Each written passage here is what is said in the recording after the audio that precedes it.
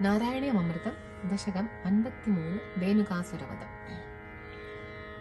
தேனிகர் கண்ணா நின்னைந்து வயதில் பௌ கண்ட பிராயத்தின் ஆனிரை மேய்க்க சோதரருடன் கானகம் சென்று கழித்திட. தேனிகர் கண்ணா நின்னைந்து வயதில் பௌ கண்ட பிராயத்தில் ஆனிரை மேய்க்க சோதரருடன் கானகம் சென்று கழித்திட.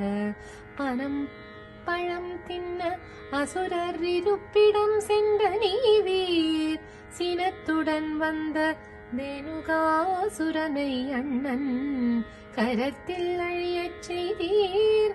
காவல் வீரராய் கூட வந்த நரிமுகம் கொண்ட ஜம்புகரை நாவல் பழமென எறிந்து கொன்று பலமும் பழமும் பெற்றீர்.